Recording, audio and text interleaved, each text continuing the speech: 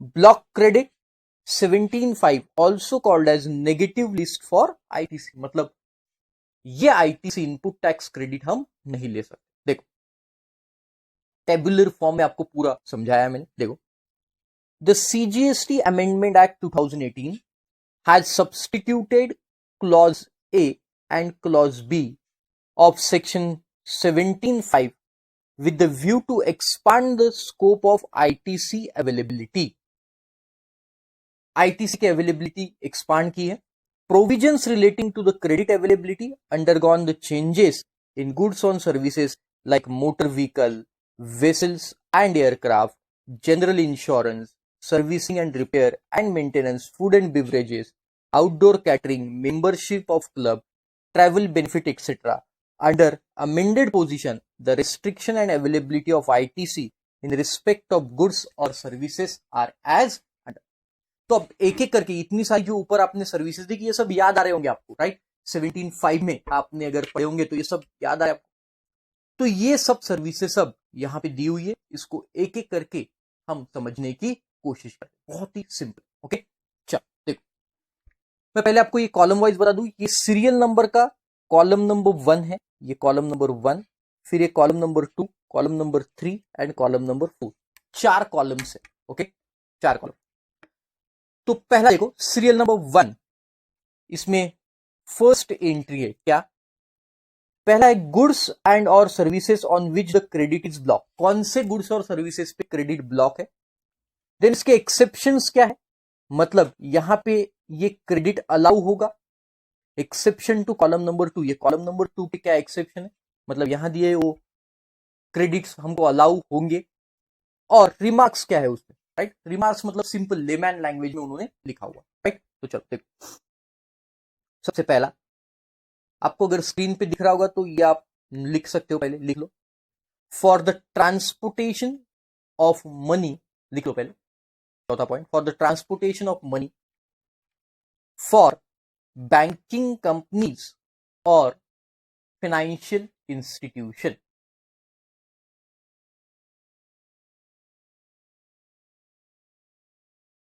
Okay, लिख लिया। चल देखो, हो सकता है आपके बुक में दिया भी। देखो सबसे पहले motor vehicle for transportation of person having a seating capacity of less than or equal to 13% including driver। तो ब्लॉक क्रेडिट में क्या, ऐसी मोटर व्हीकल, सर कैसी, ऐसी, अरे ऐसी मतलब कैसी, वो मोटर व्हीकल जो जिसकी सीटिंग कैपेसिटी 13%, एग्जैक्ट 13% या उससे कम है। मेरे पास क्रेटा है, बोलो सीटिंग कैपेसिटी कितनी है, ड्राइवर पकड़ के 4+5, बोलो क्या क्रेडिट मिलेगा मैंने खरीदी तो? Answer is no. मेरे पास ऑडी है, अगेन 3+1, क्या क्रेडिट मिलेगा? नहीं। मतलब जो मोटर व्हीकल जिसकी सीटिंग कैपेसिटी, देखो सबसे पहले मतलब अमेंडमेंट आने से पहले क्या लिखा था गाइज, वहां पे मोटर व्हीकल उन्होंने लिख दिया था बस। मोटर, कोई भी मोटर व्हीकल का क्रेडिट आपको नहीं मिलेगा, कोई भी मोटर व्हीकल का क्रेडिट नहीं मिलेगा। बट अब उन्होंने क्या किया, क्रेडिट को थोड़ा सा, रेस्ट्रिक्शन जो था मोटर व्हीकल का उसको थोड़ा सा लाइट कर दिया। और उन्होंने क्या बोला कि अगर मोटर व्हीकल ऐसी है जो 13 सीट से ज्यादा है, लाइक बसेस और मिनी बसेस, फॉर एग्जांपल मैंने दिया आपको, बस रहती है या मिनी बस रहती है, 18 सीटर रहती है, 28 सीटर, 40 सीटर, 60 सीटर, ये जो बसेस है ये अगर आप खरीदते हो तो उसका क्रेडिट आपको मिल जाएगा। जैसे खुराना ट्रेवल्स, सैनी ट्रेवल्स, इन्होंने एक बड़ी बस खरीदी तो क्या उसका क्रेडिट मिलेगा? अब उसके ऊपर जीएसटी भी देना पड़ेगा, क्या उसका क्रेडिट मिलेगा? यस, मिल जाएगा, मिल जाएगा। लेकिन वही अगर मैंने क्रेटा खरीदी या मैंने जीप कंपास खरीदी या मैंने लैम्बोर्गिनी खरीदी या मैंने ऑडी खरीदी या मैंने बीएमडब्ल्यू खरीदी, क्या उसका क्रेडिट मिलेगा? The answer is no, because उसकी कैपेसिटी 13% या उससे कम है, इंक्लूडिंग ड्राइवर, राइट। जानबूझ के एग्जाम में कंफ्यूज करने के लिए आपको देगा क्या, 12 सीटर +1 ड्राइवर ऐसा दे देगा, 13, क्या क्रेडिट मिलेगा? नहीं, 13 सीटर तक कोई क्रेडिट नहीं। अरे समझ में आया? ये पहला पॉइंट, ओके। ये पहला अमेंडमेंट हुआ, राइट। दिस इज 13 सीटर वाला पहला अमेंडमेंट। अब देखो उसमें क्या, such a motor vehicle, but credit कब मिलेगा, है ना, कब मिलेगा क्रेडिट, क्रेडिट मिलेगा कब, if such a motor vehicle when used for, किसके लिए, making further taxable supply of such a motor vehicle. मेरा शोरूम है मोटर व्हीकल का, लेट्स से एग्जांपल मैं मेरा मोटर व्हीकल का नेक्सा का शोरूम है या टोयोटा का शोरूम है। अब मैं क्या करता हूं, मोटर व्हीकल को खरीदता हूं और वो मोटर व्हीकल आगे बेचता हूं। तो जब ये मोटर व्हीकल मैं खरीदूंगा, मैं डीलर हूं, मैं मैन्युफैक्चरर से मोटर व्हीकल खरीदा, देखो इमेजिन करो, सब चीजें आप खुद पे लो, आप ऐसा समझो कि आप खुद कोई डीलर हो। तो आप क्या करेंगे, मैन्युफैक्चरर से मोटर व्हीकल खरीदेंगे, उसको पैसे देंगे और उसके साथ जीएसटी भी देंगे, और वो मोटर व्हीकल आगे आप कस्टमर्स को बेचेंगे। तो जो जीएसटी मैंने मैन्युफैक्चरर को पे किया, क्या उसका क्रेडिट मुझे मिलेगा? Yes, definitely I will get the credit. Okay, so if it is making for further taxable supply of such a motor vehicle. Second, making a taxable supply of transportation of passengers. Yes, तो ऐसी motor vehicle जो passenger transportation के लिए मैं use कर रहा हूं, passenger transportation, like again वही एग्जांपल खुराना या फिर सैनी ट्रेवल्स, जो पैसेंजर ट्रांसपोर्टेशन के लिए मैं इसे यूज कर रहा हूं। कोई टैक्सी मैंने खरीदी जो पैसेंजर ट्रांसपोर्टेशन के लिए, अब भले ही क्यों ना उसका सीटिंग कैपेसिटी 13 या उससे कम है, लेकिन अगर वो मैं पैसेंजर ट्रांसपोर्टेशन के लिए यूज कर रहा हूं तो मुझे क्रेडिट मिलेगा। अरे आया समझ में? वो कार, जो कार में मैं डीलर था, वो कार अभी क्रेटा ही है, तो हुंडई की कार मान के चलो, वो हुंडई की कार मैंने खरीदी। अरे समझ में आया? भले ही क्यों ना अब मैं फिर से कौन हूं गाइस, अगेन वो कार जो है वो 13 सीटर के कम है, बट क्रेडिट मिलेगा क्योंकि मैं किस चीज के लिए यूज कर रहा हूं, बोलो? मैं उसे यूज कर रहा हूं for further supply of such a motor vehicle. तो चलो पहले 2 पॉइंट पढ़ो।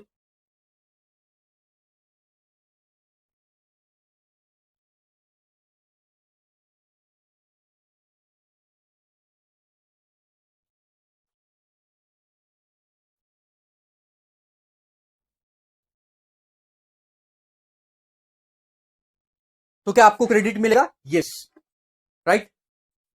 तो पहला point, making further taxable supply, दूसरा making taxable supply of transportation of passenger, third one making a taxable supply of imparting motor driving skill of such a motor vehicle. मतलब मेरा कोई ड्राइविंग स्कूल है और वो ड्राइविंग स्कूल के लिए मैंने व्हीकल खरीदी, मारुति 800 अब तो दिखती भी नहीं है ना, तो मारुति 800 खरीदा, क्यों? क्योंकि मैं लोगों को ड्राइविंग के क्लासेस लेता हूं, लोगों को ड्राइविंग सिखाता हूं।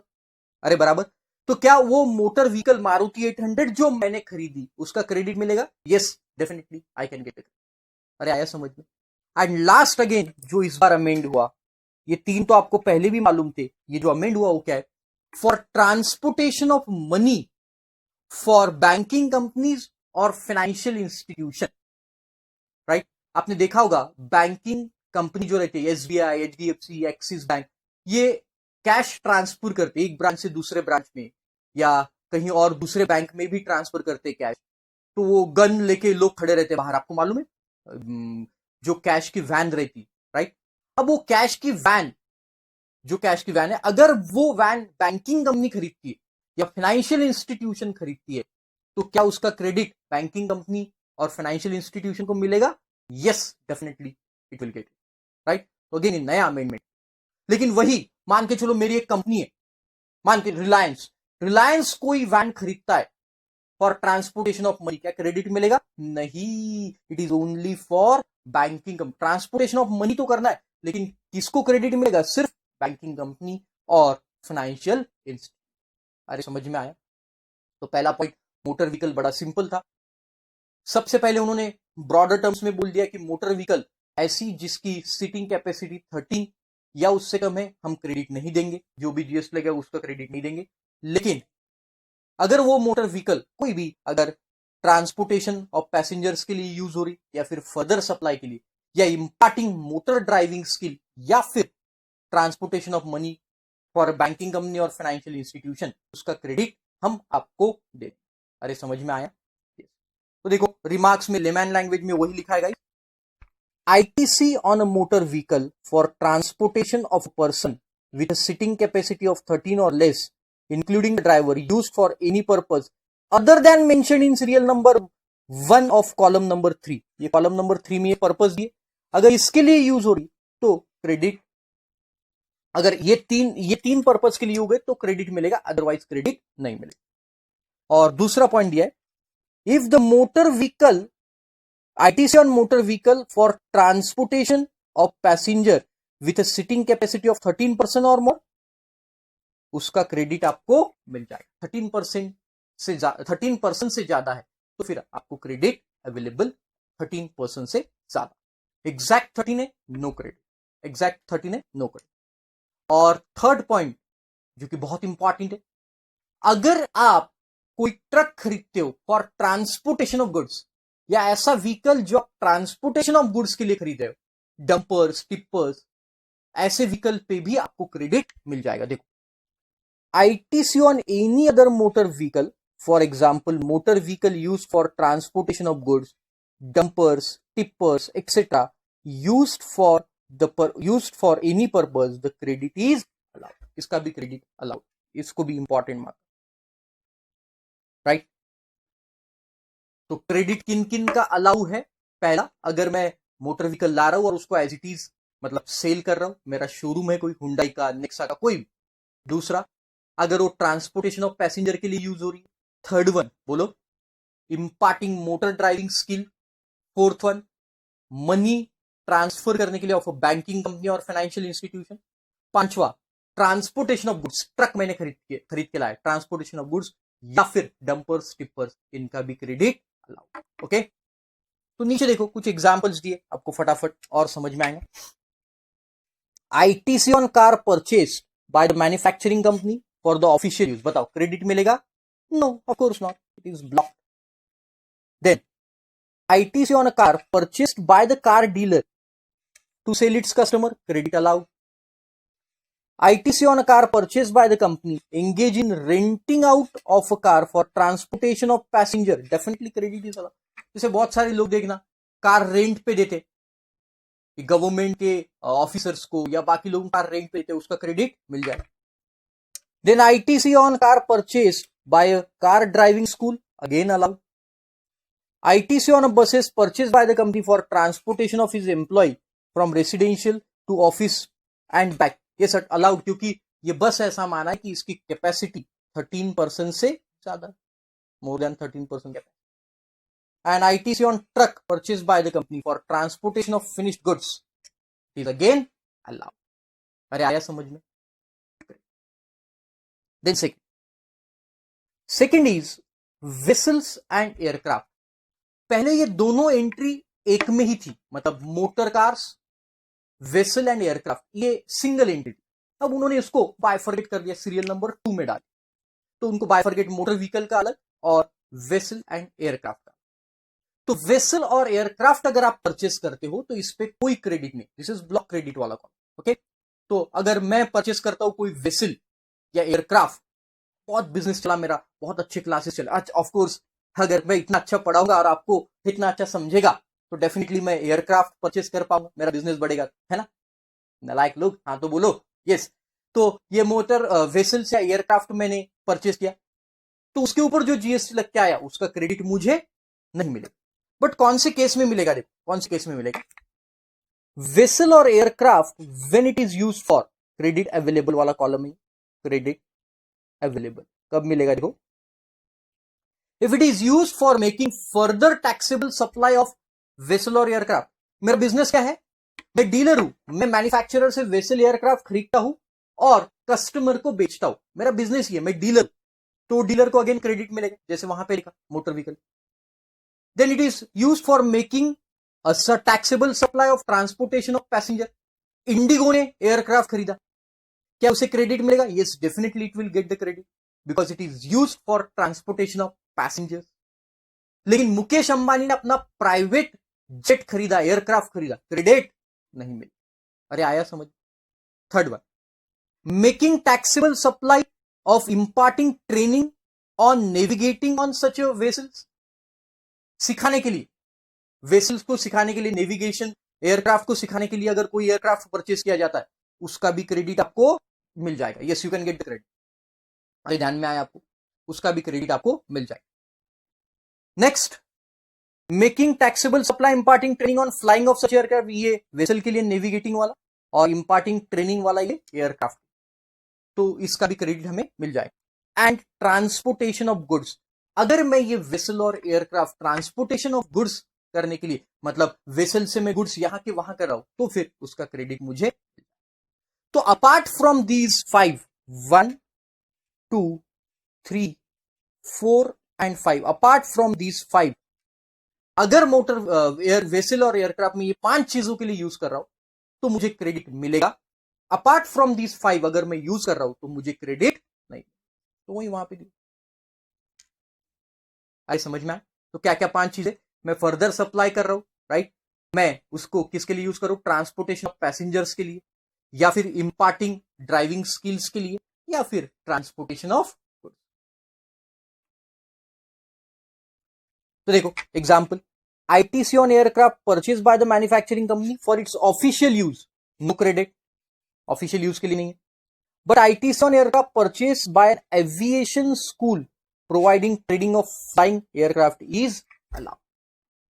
तो ट्रेनिंग के लिए है तो फिर उसका क्रेडिट मिल, ओके ग्रेट। देन नेक्स्ट,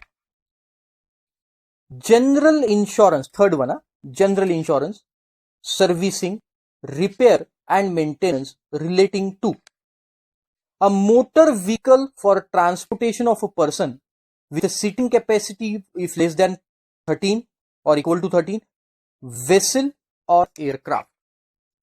ध्यान से सुनो, बहुत ही सिंपल, एक लाइन में आप समझ जाओ, ध्यान से। ऐसी मोटर व्हीकल, सर कैसी?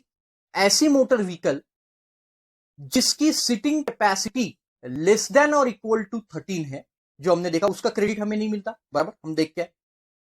वेसल और एयरक्राफ्ट का भी क्रेडिट हमें नहीं मिलता अगर हमने परचेज किया तो इनके रिलेशन में ये मोटर व्हीकल जो 13 या उससे कम सीटिंग कैपेसिटी वाली है, या वेसल या एयरक्राफ्ट, इससे रिलेशन में, मतलब इनका क्रेडिट तो ऑलरेडी ब्लॉक है, तो ऐसे वेसल के, एयरक्राफ्ट के या मोटर व्हीकल के रिलेशन में अगर मैं कोई सर्विस लेता हूं, कौन सी?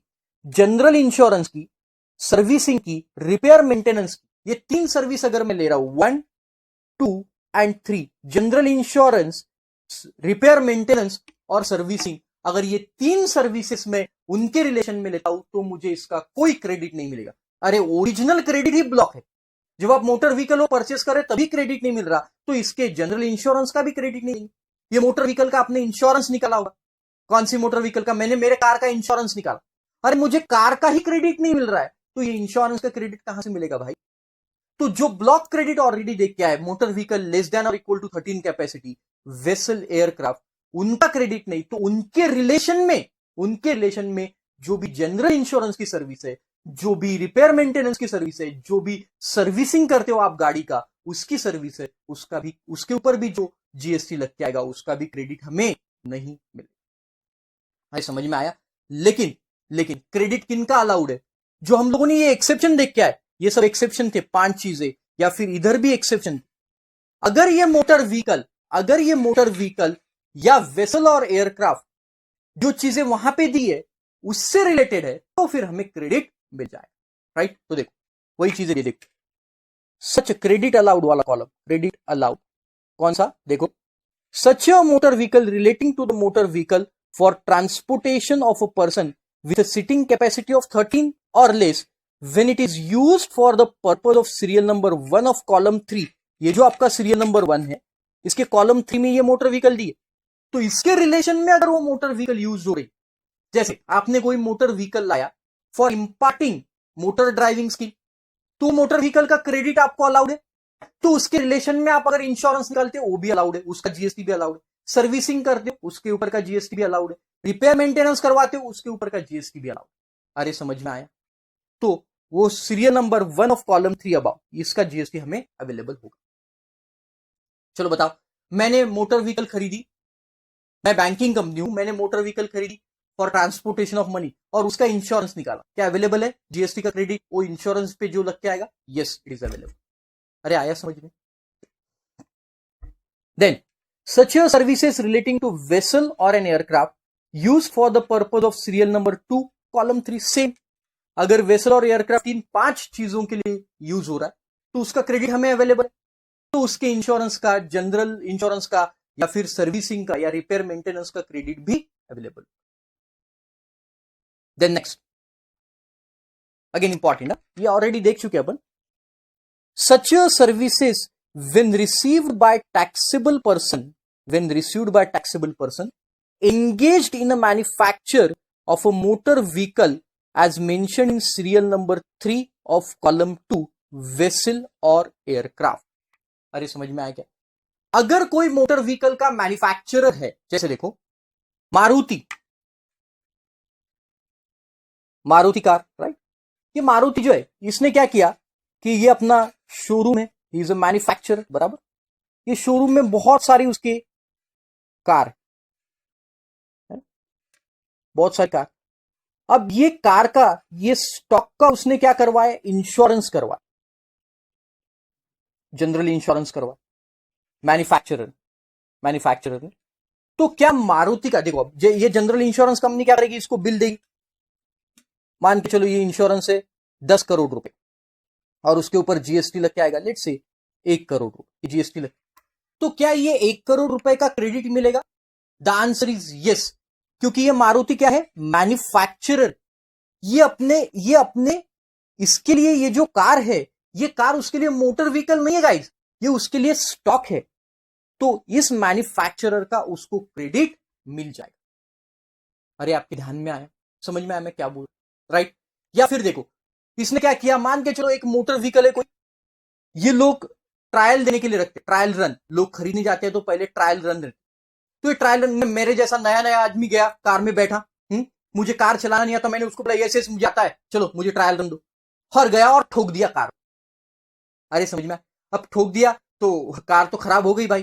तो मारुति क्या करवाएगा? उसका रिपेयर मेंटेनेंस करवाएगा, रिपेयर मेंटेनेंस वाला उसके ऊपर जीएसटी चार्ज करेगा। क्या उसका क्रेडिट ये मैन्युफैक्चरर को मिलेगा? Yes, credit is available, because वो कार इसके लिए closing stock, capital goods stock है, उसके लिए रेवेन्यू गुड्स है, इसलिए उसका क्रेडिट उसे मिल जाएगा। तो देखो क्या लिखता है, in the manufacture of motor vehicle mention in serial number 3, ये जो सीरियल नंबर 3 में जो मोटर व्हीकल दी हुई है आपको, इन कॉलम 2, ये सीरियल नंबर 3 का कॉलम 2 है, this is column 2, serial number 3 का कॉलम 2 कब मिलेगा?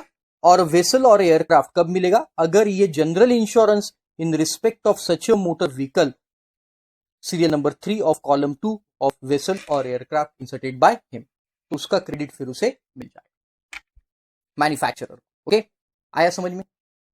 तो देखो, ITC is not allowed on services of general insurance, servicing, repair, maintenance relating to the motor vehicle, vessels or aircraft.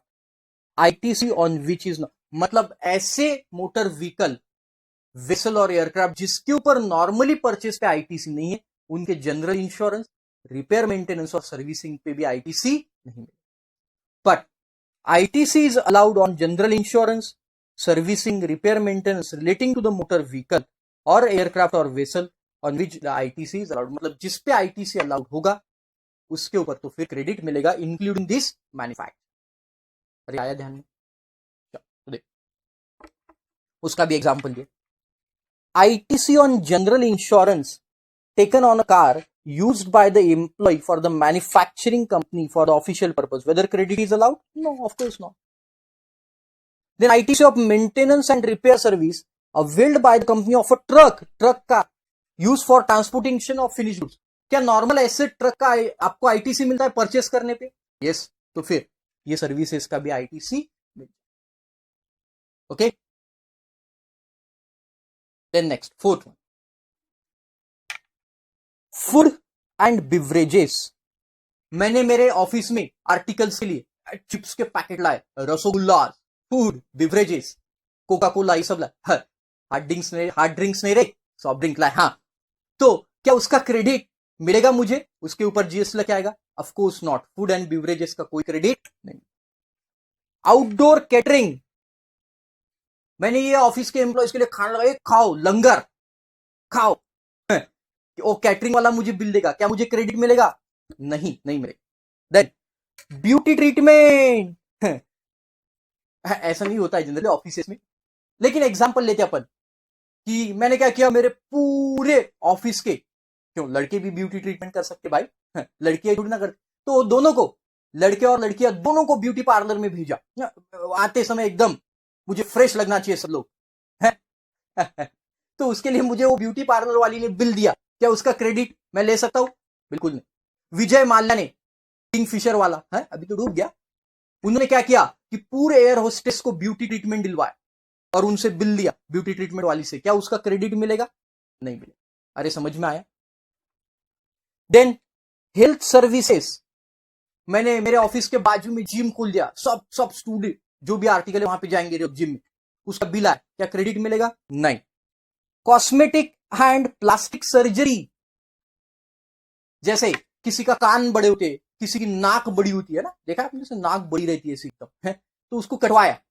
Generally लोग नाक कटवाते हैं, सब बोलते हैं ना, नाक कटवा के आया। तो ये सब प्लास्टिक और कॉस्मेटिक सर्जरी किया, उसका बिल आया, उसके ऊपर जीएसटी, क्या क्रेडिट मिलेगा? नहीं। तो ये सब सर्विसेज जो है, इनका credit food beverages, outdoor catering, beauty treatment, health services, cosmetic plastic surgery, इनका क्रेडिट नहीं मिलेगा। देन ये जो चीजें ये नहीं ऐड हुई अब, लीजिंग और रेंटिंग और hiring of motor vehicle, vessels और aircraft on which credit is not allowed, and life insurance and health insurance. तो एक एक करके समझते। पहला, life insurance and health insurance लेते। मैंने मेरे एम्प्लॉयज के लिए ऑफिस में सबका लाइफ और हेल्थ इंश्योरेंस करवाया, उसके ऊपर जीएसटी लग गया, क्या मुझे क्रेडिट मिलेगा? Of course not. फिर leasing, renting and hiring of motor vehicle, इसका क्या प्लानिंग कर रहे थे लोग, वो मैं समझाता हूं पहले, तो जल्दी समझेगा। देखो, मान के चलो ये एक मोटर व्हीकल है, मोटर व्हीकल, राइट। ये मोटर व्हीकल की सीटिंग कैपेसिटी है लेट्स से 8। बताओ, क्या ये मोटर व्हीकल का मुझे क्रेडिट मिलेगा? सीटिंग कैपेसिटी ऐसे लिखते रहे, सीटिंग कैपेसिटी, क्या इसका क्रेडिट मुझे मिलेगा? नहीं, बिल्कुल नहीं मिलेगा क्रेडिट, बराबर, क्योंकि लेस देन 13 है और ये मोटर व्हीकल मैं मेरे ऑफिशियल पर्पज के लिए यूज कर, मुझे क्रेडिट नहीं मिलेगा, राइट। अब क्या हुआ गाइज, मुझे मालूम है कि मुझे क्रेडिट नहीं मिलेगा, तो मैं मोटर व्हीकल क्यों परचेस करूंगा? मैं क्या करता था, मैं इस मोटर व्हीकल को लीज पे लेता था, लीज पे या फिर रेंटल पे लेता था। देखो लॉजिक समझो, लॉजिक समझेंगे तो बहुत जल्दी लॉ ध्यान में आए, इसलिए मैं हमेशा कॉन्सेप्ट्स पे ध्यान देता हूं।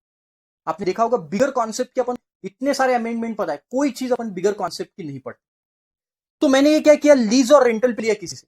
अब सामने वाला क्या करेगा, मुझे बिल देगा, मान के चलो 10,000 रुपए महीने का लीज रेंटल दिया उसने, एलआर लीज रेंटल, और उसके ऊपर 2,000 रुपए का जीएसटी लगा के दिया। अब लोग क्या कर रहे थे पहले कि भाई मोटर व्हीकल खरीद के भी क्या फायदा, उसके जीएसटी का क्रेडिट नहीं मिल रहा, तो मैं क्या करता हूं, इसको लीज पे लेता हूं, रेंटल पे लेता हूं, ताकि मुझे ये लीज रेंटल पे जो जीएसटी आ रहा है उसका क्रेडिट मिल जाए। गवर्नमेंट के बात समझ में आ गई, उन्होंने बोला चोलबे ना, ऐसा नहीं चलेगा, चोलबे ना, मतलब वो जो क्रेडिट, जो मोटर व्हीकल आप परचेस कर रहे थे, अगर वो मोटर व्हीकल पे क्रेडिट नहीं मिल रहा है, तो फिर उसके लीज और रेंटल पे, अगर उसके लीज और रेंटल पे अगर आप ले रहे हो, तो उसके ऊपर वो लीज या रेंटल पे जो जीएसटी लगेगा उसका भी क्रेडिट हम आपको नहीं देंगे।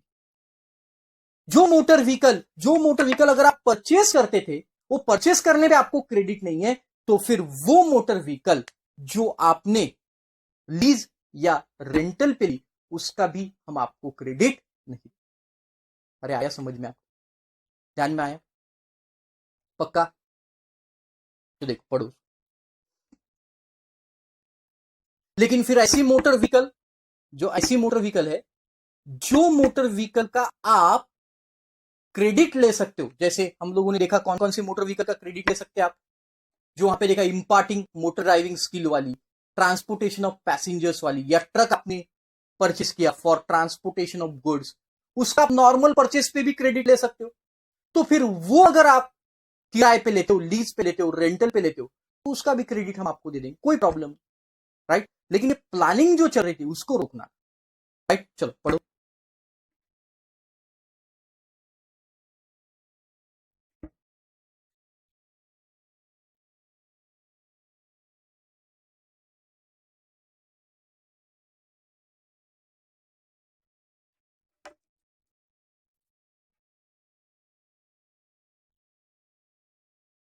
गवर्नमेंट का कहना है उसी को गर्लफ्रेंड बनाओ जिससे आप शादी कर सकते हो, है ना। मतलब उसी को किराए पे लो, उसी को किराए पे लो जिसको आप खरीद सकते हो या खरीदने पे जीएसटी जिसका मिल सकता है। तो उसी से वैसी ही गर्लफ्रेंड आप बनाओ जिससे आप शादी करो, है ना। कुछ लोग रहते हैं ना, अरे नहीं यार टाइम पास करते हैं, शादी होने तक टाइम पास हो जाएगा फिर खत्म, राइट। तो उससे उसके रेंट पे लेने से आपको जीएसटी का क्रेडिट नहीं मिलेगा। हाँ, अगर आप उससे शादी कर सकते हो तो फिर आप उसको अगर रेंट पे भी लोगे तो आपको उसके जीएसटी का क्रेडिट मिल जाए, ऐसा, राइट। चल अच्छी बात। अच्छा है गवर्नमेंट साहब, ओके। ये सब एग्जाम्पल है, काल्पनिक है जो मैं बताता हूं। Leasing and renting of hiring of motor vehicle, अब लोग बोर हो जाते हो इसलिए ऐसे एग्जाम्पल बनाना पड़ता है। देन वेसल और aircraft on which the ITC allowed, ऐसे वेसल और एयरक्राफ्ट जिनके ऊपर आईटीसी मतलब वहां पे आपको अलाउड नहीं है, वेसल और एयरक्राफ्ट पे आईटीसी अलाउड नहीं, तो यहां पे भी वो आईटीसी अलाउड नहीं रहेगा, लीज रेंटल पे लेते हो, राइट। व्हीकल, ये पॉइंट नहीं है actually, vehicle vessels aircraft on which ITC is not, तो ऐसा मोटर व्हीकल या वेसल और एयरक्राफ्ट जिसके ऊपर नॉर्मली परचेस करने पे आपको आईटीसी नहीं, उनको लीज या रेंटल पे लेते हो तो भी आपको आईटीसी अवेलेबल नहीं, तो वही वहां पे दिया है आपको। तो देखो कब मिलेगा आईटीसी अलाउड, सच गुड्स और services when it is used by registered person for making outward taxable supply of a same category of the goods और सर्विसेज और as an taxable supply of composite और mix supply. मतलब क्या, देखो जैसे मैंने क्या किया, मान के चलो मैं कैटरिंग वाला पर्सन, ओके। नॉर्मली कैटरिंग वाली सर्विस जो है वो कैटरिंग वाली सर्विसेज पे जीएसटी का क्रेडिट अलाउड नहीं। मैं नॉर्मल पर्सन हूं, चार्टर्ड अकाउंटेंट, मैंने मेरे ऑफिस में कैटरिंग की सर्विस ली, सब आर्टिकल्स और स्टाफ को खाना खिलाने, तो वो जो कैटरिंग वाला बिल देगा उसका जीएसटी मुझे अलाउड नहीं, क्रेडिट अलाउड नहीं, राइट। लेकिन अब मैं कैटरर हूं, मान के चलो सीएनईओ में कैटरर हूं, है आशीष राम, जैसे हमारे इधर हल्दीराम, वैसे आशीष राम करके एक मैं कैटरर, ओके। और मैंने हल्दीराम से सर्विस लिया कैटरिंग, एक कैटरर ने दूसरे कैटरर से सर्विस लिया, मतलब आशीष राम ने हल्दीराम से सर्विस लिया और मैं किसी और को प्रोवाइड कर रहा हूं, मैं कस्टमर्स को प्रोवाइड कर रहा हूं। तो अब देखो मुझे बिल कौन देगा, ध्यान से सुनो, आशीष राम को बिल कौन देगा, मुझे कौन सर्विस दे रहा, हल्दीराम। तो हल्दीराम मुझे बिल देगा, उसके बिल में जीएसटी लगता है, वो जीएसटी का क्रेडिट अब मैं ले सकता हूं, मैं सेम बिजनेस में, आई एम अ कैटरर, मैं उसका क्रेडिट ले सकता हूं, राइट। और फिर मैं आगे कस्टमर से उसका जीएसटी वसूल कर लूं, सेम बिजनेस में। या मैं ब्यूटी ट्रीटमेंट वाला हूं, मैंने किसी ब्यूटी ट्रीटमेंट वाली से सर्विस लिया और मैं आगे कस्टमर को सर्विस प्रोवाइड कर रहा हूं, तो उससे जो मैंने सर्विस लिया उसके ऊपर जो जीएसटी लग गया उसका क्रेडिट मैं ले लूं। और दूसरा, when such goods or services are provided by employer to its employee under statutory obligation। अब गवर्नमेंट ने आगे चल के एक लॉ लाया, स्टैट्यूटरी ऑब्लिगेशन, कि हर ऑफिसेस में एक टाइम का खाना एम्प्लॉयर को ही देना पड़ेगा, स्टैट्यूटरी ऑब्लिगेशन है।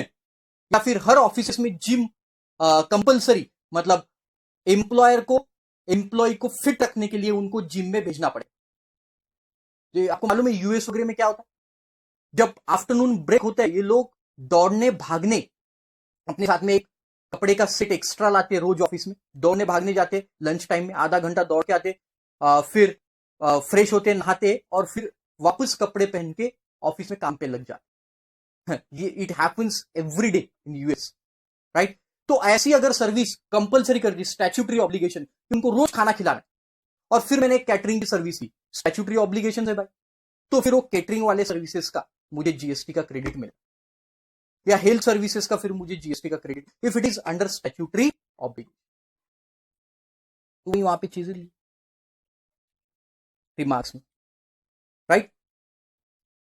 देन उसके नीचे भी कोई एग्जांपल है, AB and company, a caterer of Amritsar का caterer, has been awarded a contract for catering in a marriage to be held in Ludhiana. उसको एक केटरिंग का कॉन्ट्रैक्ट मिला जो मैरिज लुधियाना में होने वाला है। A firm has given a contract for supply of snacks, अरे स्नैक्स नहीं रहे, स्नैक्स, कुछ लोग बोलते स्नैक्स, मैं एक दिन ऐसे ही होटल में गया स्टूडेंट्स के साथ। एक स्टूडेंट बोला सर आप क्या लेंगे स्नैक्स में? मैं बोला अरे बाबा मैं स्नैक्स नहीं खाता, मैं प्योर वेजिटेरियन, मैं स्नैक्स वगैरह नहीं खाता है। तो स्नैक्स नहीं, बहुत सारे प्रोनाउंसिएशन में गड़बड़ हो जाती, राइट? तो the firm has given a contract for the supply of snacks to be served in marriage to CD and company, a local caterer in Ludhiana. देखो सेम बिजनेस में ITC on such outdoor catering availed by ABC is allowed. Same business. Then ITC on outdoor catering services availed by the company for a team development event organized by the for its employees. Credit is not available.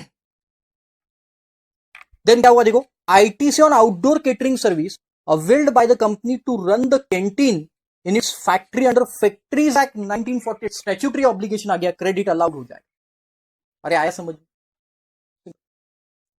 Then last two very simple. तो 1 2 3, 1 देखा motor vehicle, 2 देखा vessel aircraft, 3 देखा ये सब services, beauty treatment, outdoor catering, food beverages, lease rental hiring, health insurance, health gym वगैरह की service, ये सब देखा। Then membership of a club और health and fitness, membership of a club और हेल्थ और फिटनेस